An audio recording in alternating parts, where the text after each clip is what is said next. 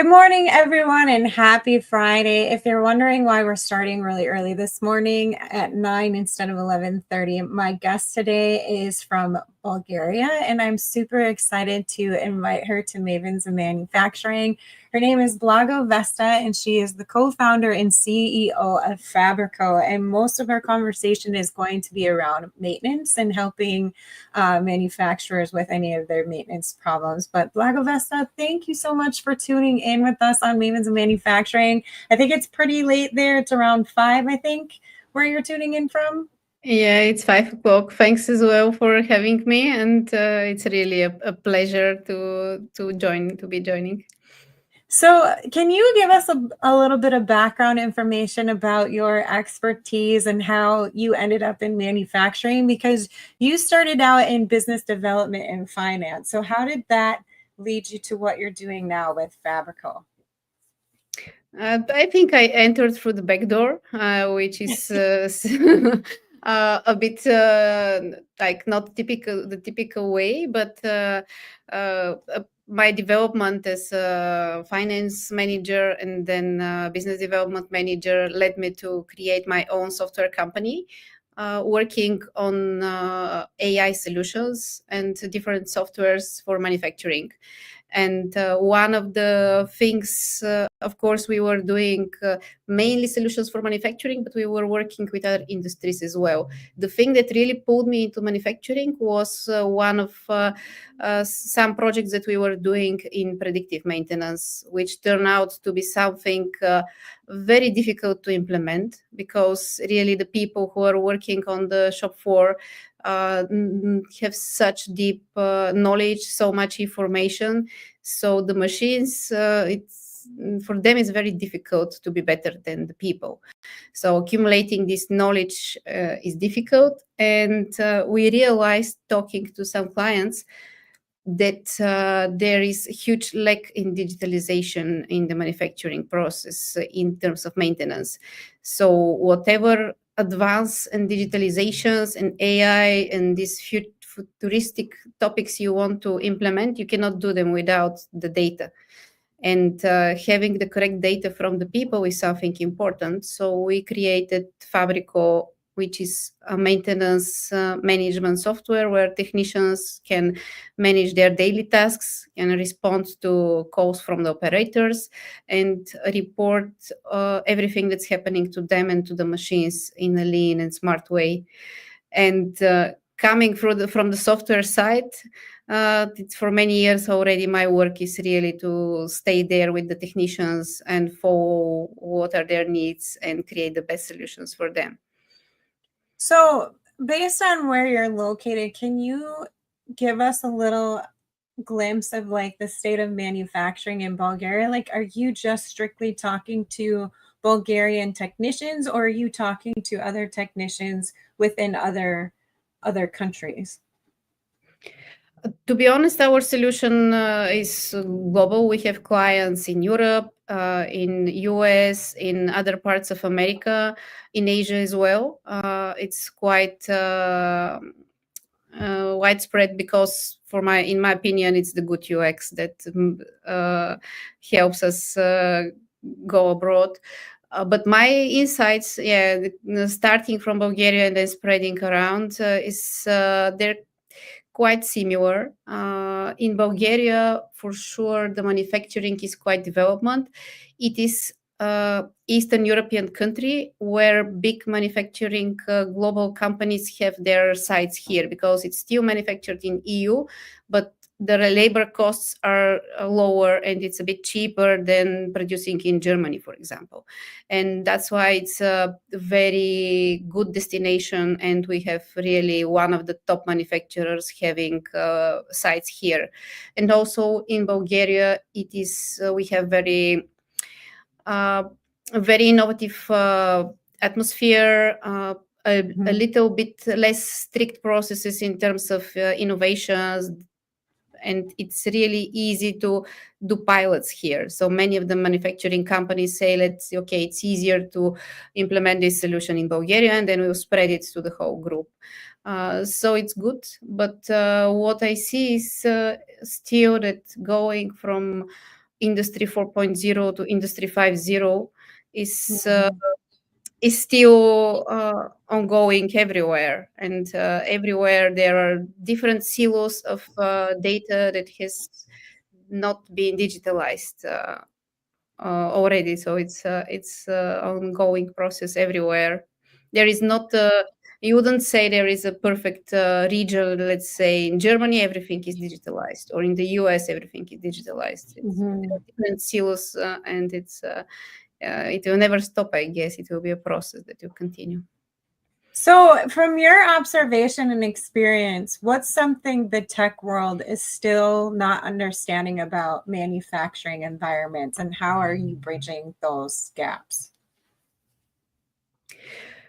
Oh, it's a very good question. Many of the people in on the shop floor realize that people are really important, and although the tech people and maybe sometimes the management think that we could make everything digital, maybe the labor will not be needed, we have the AI.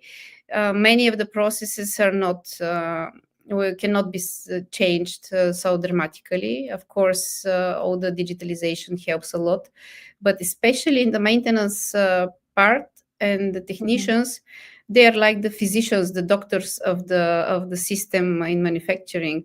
You cannot abolish them, even if operators are not that needed in such a big number. Let's say we have more digital production lines, less labor is needed, and this is of course something we see every day. The maintenance people will always be needed, and will always be there in the system, and that's something important, and we need to appreciate them. Absolutely.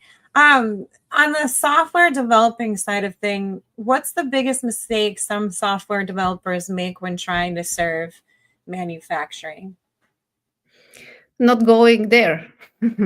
It's a mistake even I started with in the beginning, because you being in the software field, it's always like you would say, I can do this without going there. We can have an online call, etc. No, it's not Mhm. like this. You really need to spend days and weeks and months and around the people, so you really understand what are the processes and what are their needs, so you could give them a solution. And if you give them a solution that is more burdensome or creates more work than reduces workload, Mhm. then nobody wins, and no, it doesn't help anyone. Can you break down for us like what makes a technician focused product different from traditional OEE tools? uh, One thing that we really do and we focus on, and we see that this makes a difference, is having really easy interface. And it's something that when you have the traditional operators or manufacturing people sitting in one place, it's okay to have everything on the desktop, which was the tradition like 10 years ago. But now it's not the reality. Like, people are moving around the factory, even operators are changing the production lines. They go and change the line to do something else, or go to load materials. The technicians Mhm. are especially moving around, so for them it's obligatory to have everything in mobile, and to have everything very easy to report. Because if the process of reporting is not easy, they will just miss to do it, and it will make the information untrue, and it will make the solution uh, not correct. So it's very, very, very important to have this process very fluent for them. And then workers won't want to come into work because they're just frustrated. And Okay, they will so come, but they will lose a lot of time, and then the owners will not be happy as well, and the yeah. manufacturer and the people will not be happy.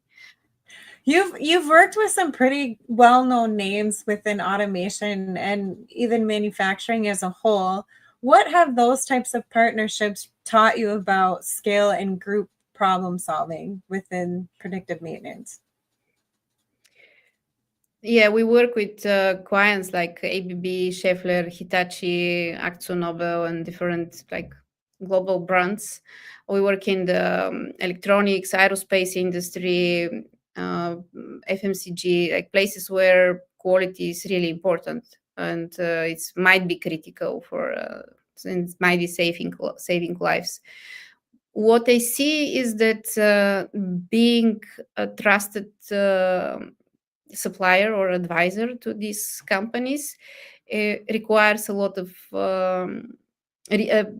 investment in the product development, like mm, choosing a newer solution to someone to a solution which is already in the market for 50 years, for example, means that you really need to be solving a real problem. Otherwise, if you just say I'm offering you the same solution, like it Mhm. might be cheaper, it might be something else around compared to other competitors, it wouldn't help. Like having a multinational company to trust you means that you really need to give a great solution. And the benefit of this is, of course, once you have one or two clients within the same group, then if the solution is good, then you always have the word of mouth.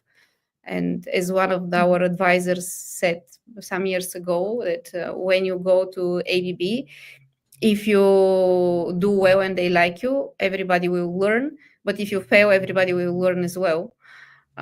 So I'm happy that we did well, and the industry and different companies in the region and around the world learn this. So it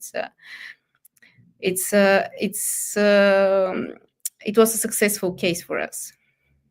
So let's talk about that, because you've worked with different companies and you've developed these partnerships.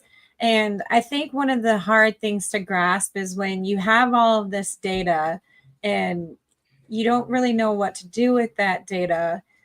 I think it's hard for people to invest in something when it's investing in like 4.0 and 5.0. So, with all of your experience, what does predictive maintenance actually look like when it's done well? Like, what are some of the things that companies are seeing in the ROI that they're getting when they have a great system set up to help them with predictive maintenance? Mm. One of the key factors here is that predictive maintenance, although it's a modern term, it's not a must for every manufacturing. Like you first need to analyze whether you really need it. For example, if the manufacturing process is not 24/7 and it's not related to machines that are very expensive, so you could have spare machines, you could copy a process, or you could uh, avoid compensate the downtime in different ways, then the investment in predictive maintenance might not be viable, because predictive maintenance, in the sense that it works with every single machines and is able to predict the case, any case in the specific machine, it's not a cheap process, because it, as you said, it requires a long period of data. So first you need to implement different IoT solutions, so you need the actual state of the machine. Then you need to accumulate a lot of data for a long period, because to predict something, the way predictive maintenance works is that you have a case, and there is a model or a formula that learns how to predict the case, and based on the um, the the the status of the machine, the environmental status, the latest activities by the team around, you can predict when they will repeat, and you can predict when something will break. But this means data for many years usually. Mm-hmm. So it is really, to have a payoff in this area is a big investment of time and money for the manufacturers. So first of all, my advice is always start with the basic things. Make your preventive maintenance very fluent. Make sure that you do not miss the preventive maintenance. Make sure that all the reactive maintenance is responded adequately, correctly, on time and all the cases are solved on time. This is something that is not it. If we go to the Pareto structure, it costs 20% of the total investment, but it brings 80% of the value. And then when you have the 80% optimized process of the maintenance, then you can think of the cherry on the cake, which is the predictive maintenance, and really make the process like 100% fluent and reduce downtime. And still, people in real life and manufacturing know that you always have some downtime. It's not possible to eliminate it, but the goal is to reduce it or shift it to periods where the machine is not planned to work. Okay, so now as a tech writer, I get really excited when I hear new terms that I've never really heard of before. So you said predictive maintenance and preventive maintenance, which I'm very familiar with. And then you said reactive maintenance, which I've not heard at all. So what is reactive It maintenance and how depends on does... the term. Like different people use different terms for this, but reactive is when you have an issue and breakdown of the machine and the full process of reacting to it. So okay. it might be incidence management process or case management process or different names for the same thing, but it's Gotcha. always the case that if you miss some of the preventive maintenance, you probably have more reactive maintenance because the machine will be breaking more often. Gotcha. So there is a big relation between the two processes. Gotcha. That's interesting. I've never heard that term before, so I'm really excited that I learned something new today. Everybody's talking about artificial intelligence. Like every trade show that I've gone to over the last few months, AI was on everybody's booth. Well, I shouldn't say everybody, but the majority of booths that I visited, and it's being used a lot across industries, especially with data collection and predicting things and being able to adapt in real time. How is Fabrico, if at all, are you using AI to really help companies with their maintenance? And what sort of insights or trends are you seeing with AI in relation to maintenance? It's the trendy topic, of course, and it will be changing the world for everybody for sure. I would compare it, and I think that many people are comparing it to the discovery of electricity, the industrial revolution, etc. So it will be changing. What I see in my work is also quite related to AI. What I see is that, of course, manufacturing is an industry that is a bit more conservative than other industries because of the responsibility and security that is needed there. So it is the industry which will be more conservative in adopting some of these solutions for sure. But these things will happen. Of course, it is a good process because what I see is that solutions will be tested in a more conservative way, in a more critical way, in a way looking for more sustainable and stable solutions rather than just exploring something and let's see how it works, because you cannot change the way you produce something like food or something that is crucial for the people. So there are different solutions. One of the most widespread ones are different assistants. So AI assistants, which could give guidance or prescription to the workers how to act, instructions how to act, digital twins, and different virtual reality solutions that again help the workers and technicians do their work, and combining what the technicians see and what they can read at the same time is also something that is helping the people to work but not changing and taking up all their roles and all their activities. And of course different processes that would add value, like recognition of defects or issues with the produced quantity, prediction of what should be produced and based on the expectations of the market, and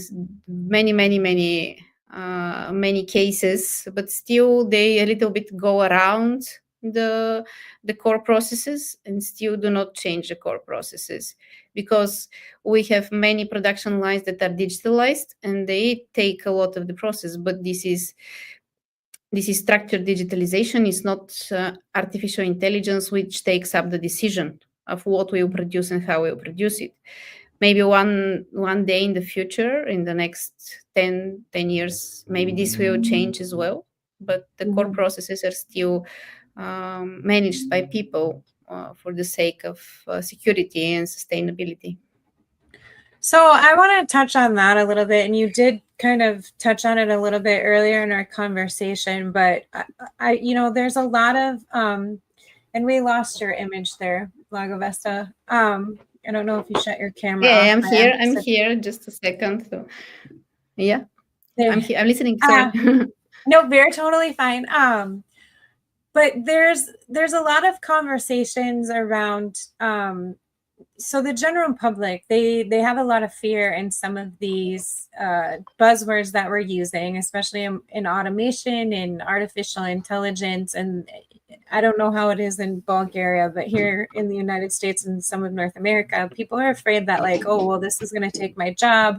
I'm not going to have a job if we're incorporating this, or it's not going to be the same. And I wrote an article not too long ago about human-centered design. So we're designing these tools to really help humans do better at their job and make sure that they're efficient and, they're not getting hurt and they're productive. So when you think about empathy in terms of product development, what does that mean to you? And how is Fabrico really baking that into your product so that we're not forgetting about the human side of manufacturing and especially maintenance? Yeah, very good question, and it's something that everybody of us is thinking, and everybody is talking about this. My opinion is someone who needs to deal with this on a daily basis, like implementing AI solutions, is that humans will not be replaced for sure. As we started with the comparison of the process with industrial revolution or the age of discovering electricity or internet, it's something that people will be able to utilize and use for the better and for the good future of the world. And to be honest, AI is something that steps on the knowledge of people. It can be controlled by people. It is something that could be turned off. And of course, it's dangerous, like electricity is dangerous.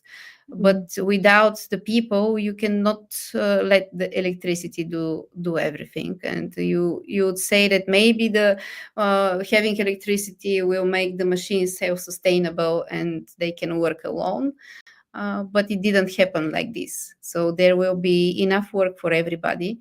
And this empathy is my approach in Fabrico for sure, is that you start from the people and you design the solutions, not the opposite way around.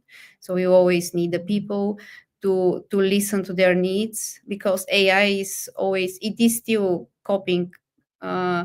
It copies the way people act. It copies the way create, it copies the way people work.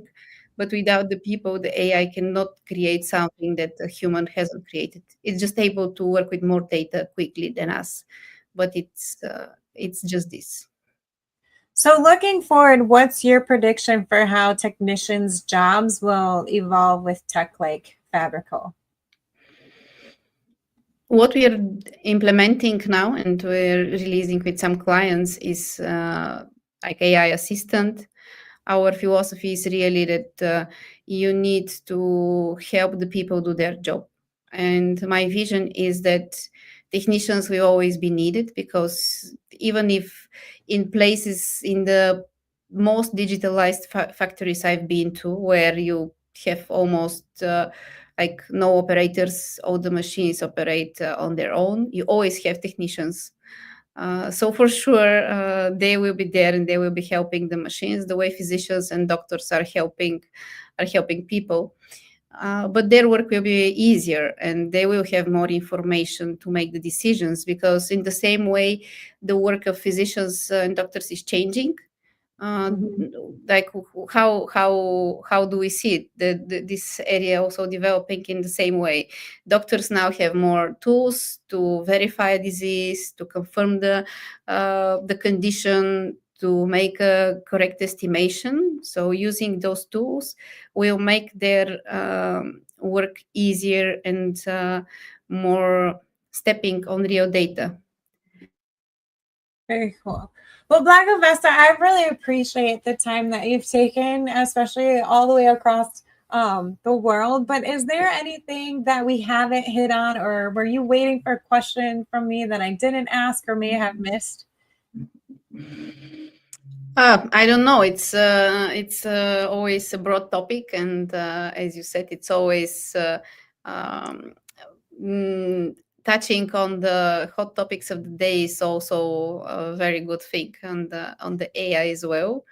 I would definitely add that in manufacturing, this it is really a hardware job, and we are, and I say we because my work is helping manufacturing to continue and be more fluent and more efficient. So our job is to produce hardware things. And this is something that we'll always need people. We'll always need someone to be there around the people, and we always need the empathy to learn about the people, the processes, and to improve the process through the people, not without them. Well, what's next for Fabrico? Where are you going to be? How can people connect with you, and what's the best way to get in touch with you if anybody has any questions? We are visiting soon the US, so we are not only more and more visiting there, but the core team is based in Europe. We have offices mostly in Bulgaria, Germany, UK, but we'll be in US soon. We'll also be joining a conference of the Society for Maintenance and Reliability Professionals in October. So we'll be in Texas very soon. So we'll be happy to meet anyone who is joining the conference, or if anyone wants to reach out through our website or my LinkedIn, I'll be totally happy to chat. Awesome. Well, anyone tuning in, I will be producing a recap article from this episode, so be sure to check that out. It will have all of the links to Blagovesta and Fabrico, and then to that conference that she mentioned. But Blagovesta, thank you so much again for sharing your story with us and coming on Mavens of Manufacturing. I really appreciate the time. I know that it's late there, and sometimes technology doesn't work and connections are bad, but this was really good. Any final words or thoughts? No. Thank you as well for having me. It's really nice to have been looking on in manufacturing with the positive angle of empathy and positive attitude to the people. So very, very happy to be here, and thanks again. Awesome. Well, anyone tuning in, thank you for joining us. I hope you guys have a great weekend. Next week, we have Alicia Lomez on, so I hope you can tune in next week on Friday at 11:30 Central Time. Until then, have a great weekend and take care, everyone. Bye. Bye. This episode of Mavens of Manufacturing has been sponsored by Z Ink Solutions. Z Ink Solutions. This isn't your grandmother's copywriting service. We provide copywriting and copy editing services that provide impactful text and memorable storytelling for a variety of brands and industries. Contact us today at zinkSolutions.com. That's z-inksolutions.com.